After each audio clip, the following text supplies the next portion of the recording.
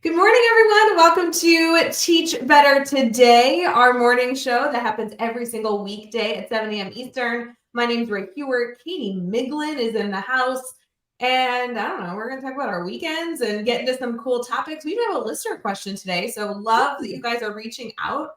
Katie, isn't it exciting that we're getting messages of questions of people wanting to participate in the show? I love this. So we'll be right back as we get into the fun. Make sure you grab your cup of coffee because I'm going to be slurping this down during the show.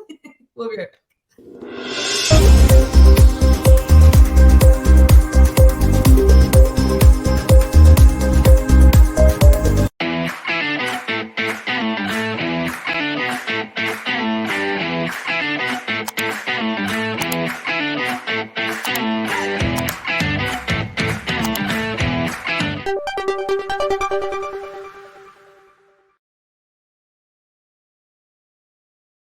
Hey everyone, good morning. Good morning. Katie Miglin, do you ever feel like we should do introductions because we falsely assume everybody knows who we are? I mean, we've done a few of these and we haven't done it yet, but sure. What if someone new stumbled upon Teach Better Today and they were like, who are these weirdos on this? And I was thinking we're streaming on Facebook, YouTube, all those places on social media, but we're also, on our Teach Better Talk podcast, which that means you're not watching us, guys. And I feel like you're missing the outfits, you're missing the coffee mug sips. I don't know. I just feel like you're missing out. But I will say, if you're listening on the podcast Teach Better Talk has existed since 2018. So you might know at least who I am. And if you are still listening from 2018, God bless you. Wait, please tell us if you are. Let us know in the comments, how long you've been connected to the team and therefore been popping into live streams or Teach Better Talk podcast. Because I feel like, I don't know. When did you join the team? She has no idea. I don't know. I feel like I've heard about Teach Better since the beginning because I worked with you when you were right, exploring it and working, doing that and in the classroom. So I think I officially joined the team 2 years ago. Which would be 2021? Yes. No, because didn't you work for us part-time before you became full-time? I did. I worked for maybe 8 months. Because I didn't come at the beginning of the school year. I started mid-year doing part-time. It was right before, I think, a 12-hour is when I and then it was I worked for a full year and then I joined full-time. Wow. It feels a lot longer, but then when I think about how long I've been out of the classroom, that doesn't feel that long. You know what I mean? Yeah. No, you're right. I get that. Okay. Because I joined in 2017, but I pseudo stalked and hung out with Jeff and Chad for 8 months before I officially joined August of 2017 part-time. Right. And then became a part owner and then went full-time. Anyway, so I've been a good stalker since 2017. Let's see if anyone can beat me. I know there's a few in our network that can't. There's definitely a few in our network that I'm you were here before I was. Yeah, which is crazy, but also awesome. Kudos to you if you have been hanging out for the crazy.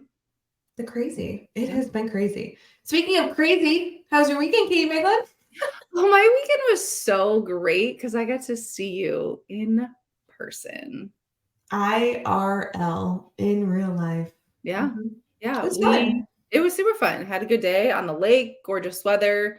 It's been just questionable. It's, that end of summer weather where it can either be 400 degrees or it's raining and there's not a lot in between. So worked out. It was perfect day, had our families together, which does not happen very often. So never. Yes. Yeah. This was the first time all the kids met. Yes. Of our friend group. Yep. Yeah. And then they had some of them, obviously your girls with Sarah girls, they have met 1,000 times, but my girls had met your kids only once. So this was the first time testing out the crew that we are creating with the best friends forcing their kids to be friends, essentially.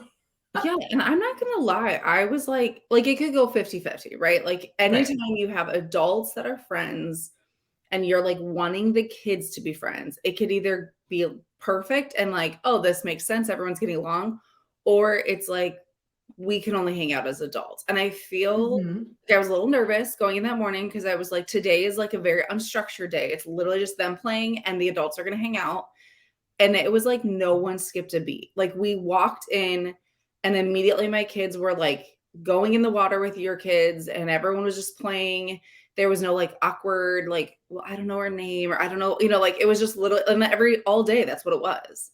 I know, I think we joked. I'm like, "Did they even do introductions?" Like, we talk about the kids in each other's households, like, they're aware of these Right, kids, but it's like I'm like, I guess at some age, like, you don't even care, you don't even need to do right. that, "Hi, my name's" whatever, and they were, like, literally jumping in the middle of the lake with, life jackets on a trampoline, being besties, and I'm like, Yeah. "Okay, well, at some point, they'll figure out, like, who's the oldest and what are each other's names and who's connected to who, but who cares Mhm. now?" Like, it's like okay, sometimes I look at kids and I'm like, adults need to take a page out of their book Right? because they didn't need any introduction. They didn't need to No. know any like life story or like where they're from, what do they do, nothing. It was like, yeah, you like to be in water and jump on a trampoline. Cool, let's be friends. And it was like, that was it. And they Yep. were fine all day. And then when we went to leave, it was like we were like literally parting the best of friends. It was like, I'm never gonna see them again. Like it This was is the worst day ever. I don't yeah, wanna go. it was like so dramatic.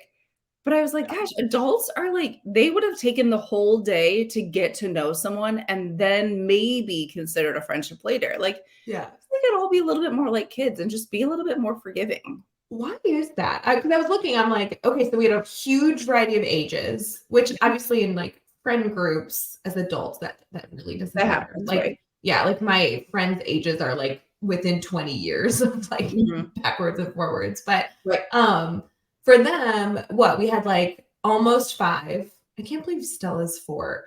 Her is Mirren kept being like, she's only four. I'm like, yeah, for like another 3 weeks. Right, She's five. exactly. So we had like an almost 5-year-old all the way up to a 10-year-old. So that's a good Yeah. age gap. We Mhm. had 5 girls Which and girls can be questionable, yeah. dramatic. So I don't know what causes that to be so easy for kids in a setting like that. But then I'm also thinking of like the beginning of the year. That's not how it feels when kids walk into school. They're nervous. I think those friendships do still happen. There is similarities, but like Right. it's not like necessarily the same ease. Like literally everyone walked in, put on a life jacket, and you're like, you're my best friend. Let's go jump on a Right, trampoline. Like there exactly. was nothing else to it. I think some of it comes down to, like, they knew that we, like, Mm, loved and trusted each other's families, so there was some of that where, like, the hesitation of, "Are you a safe person or not?" was, like, gone. The yes. book that we did this summer for our summer book circle, What Happened to You, they talk a lot about that and how we're constantly, like, filtering relationships and, like, people. And I thought it was interesting, they were saying, like, when you have a full day of travel, like, if you spend the day, like, on planes, trains, and automobiles, essentially, how people come home exhausted, and it's like, "Why am I so tired? All I've been doing is, like, sitting and barely walking."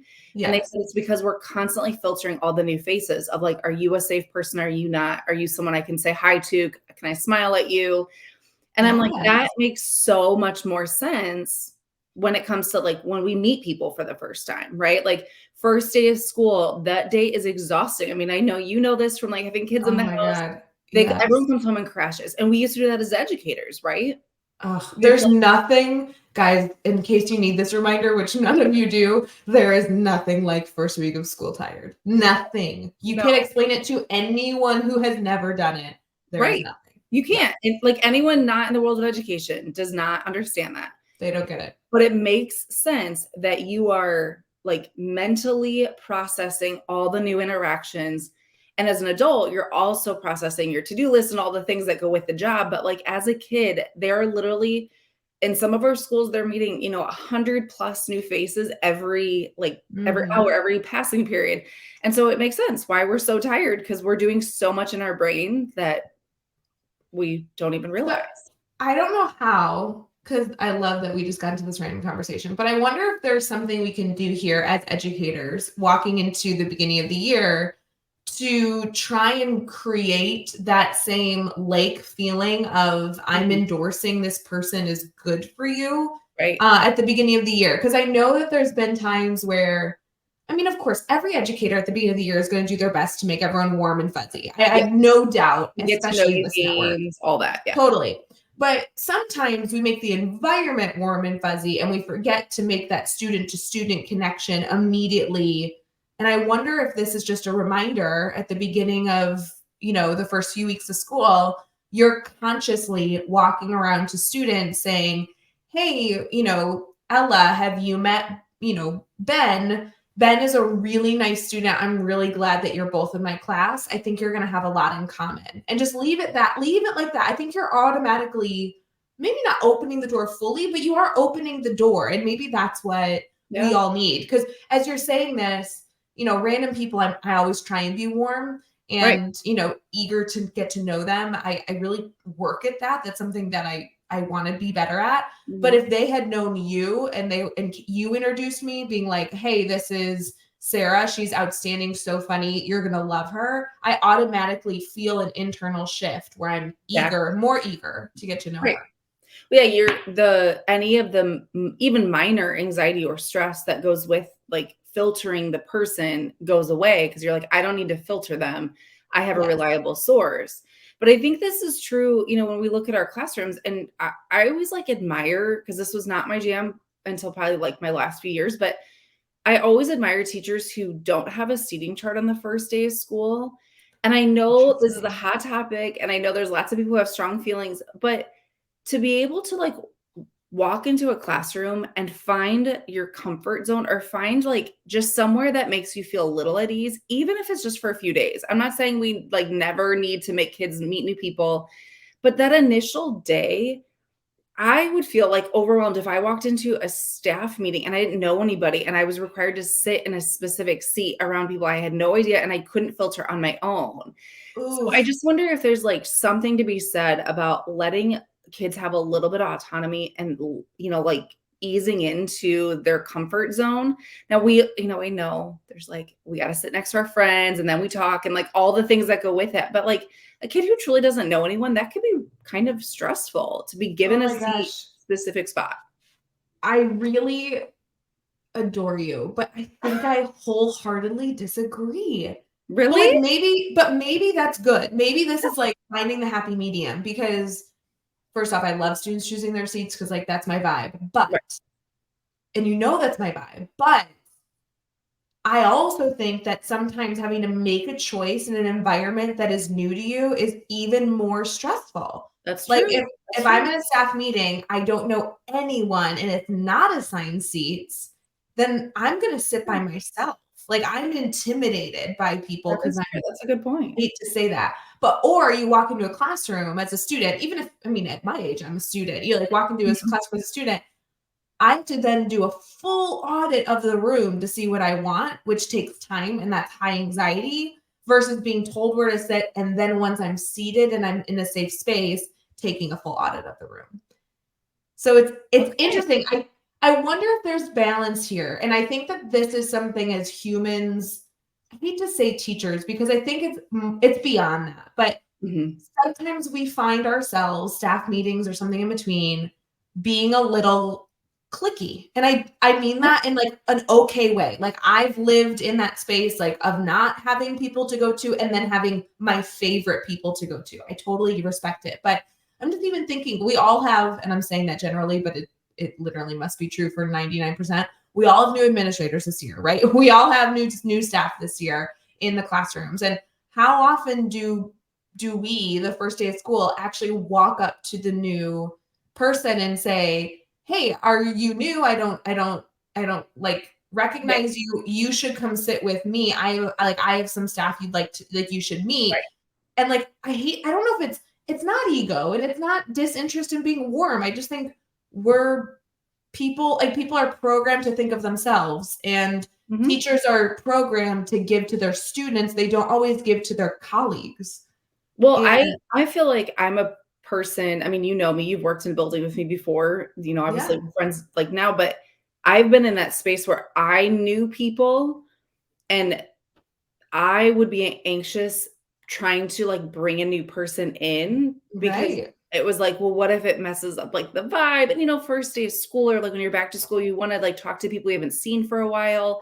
And So there's 1,000 things going on. right, Like, no, exactly. yeah. But I wonder if there is like this happy medium. And I know we're kind of getting into like the warm and fuzzies, some people it's not their jam, but I always loved, which is this is the cheesy side of me. For those of you who don't know me, I do have a cheesy gamey side, but I loved going into staff meetings where they like handed you something, whether it was like a piece of candy or a sticker or whatever, and it was like, go find the people in your group. And it was like an easy way. You didn't Wait, have to necessarily like wait. That's an assigned seat. okay, but no, It is. it's a happy medium. Here's why. Because you're finding people in your group and then like sitting. So if you go up to your group who is given to you, as you said, which I think is a good point. I do think it's a good point. You all just heard her say she likes assigned seats. You put in the comments your feelings. She can just blab on. You all just heard it. I think there's a middle ground of being assigned your group, but not necessarily your seat. So the middle ground is that you want candy instead of being told where to sit. Yeah, I do. Like, don't put it on a piece of paper. Don't put my name on an index card. Hand me a Jolly Rancher and it feels different. Right. Because it's something easy to talk about, I think is where I was kind of going. Is like, it's an easy, like, oh, do you have the blueberry, Jolly Rancher? And it like You is went, it easy.